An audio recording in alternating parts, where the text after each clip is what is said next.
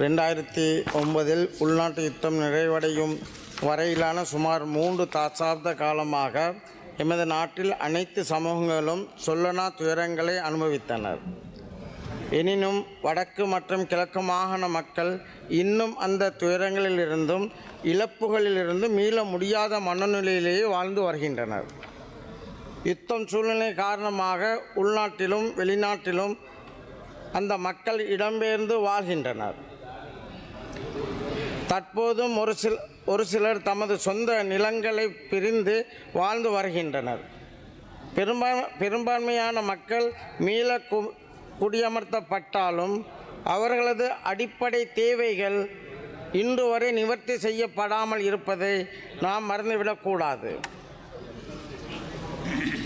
ஆனால் பல்வேறு துன்பங்களும் துயரங்களுக்கும் ஆட்பட்டு கிடக்கின்ற இந்த மக்களின் பெயரால் அதிகார துஷ்பிரயோகங்களும் அரச சொத்துக்கள் சூறையாடப்பட்டது மிக வேதனைக்குரிய விடயமாகும். இடம்பெயர்ந்தோர் நலன்புரி நிலையங்களில் பராமரிப்பு நடவடிக்கைகளுக்காகவும் மீள்குடியேற்ற செயல்முறைகளுக்காகவும் வெளிநாட்டு நன்கொடையாக கிடைக்கப்பெற்ற மற்றும் அமைச்சினால் கொள்வனவு செய்யப்பட்டு வழங்கப்பட்ட வாகனங்கள் கூட நிறுவனங்களின் பதிவிலிருந்து மாயமாக மறைந்துள்ளன.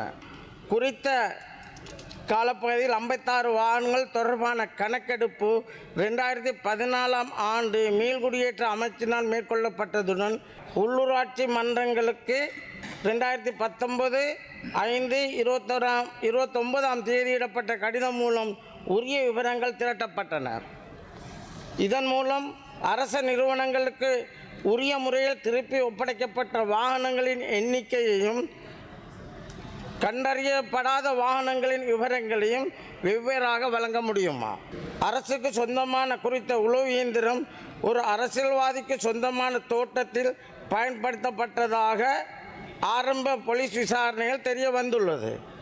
அவ்வாறாயின் குறித்த உளவு இயந்திரத்தை தனியார் ஒருவருக்கு வழங்குவது தொடர்பாக அப்போது அரசு அனுமதி எதுவும் பெறப்பட்டிருந்ததா? திருட்டுப்போன உளவு இயந்திரம் பிடிபட்ட உடனே சாரதி மற்றும் அவருடன் உளவு இயந்திரத்தில் இருந்தவர்களிடம் போலீசாரினால் உரிய விசாரணை மேற்கொள்ளப்பட்டிருந்தால் ஏனைய திருட்டுப்போன வாகனங்களையும் மீட்டெடுக்கக்கூடிய சந்தர்ப்பத்தை உருவாக்கி இருக்கும்.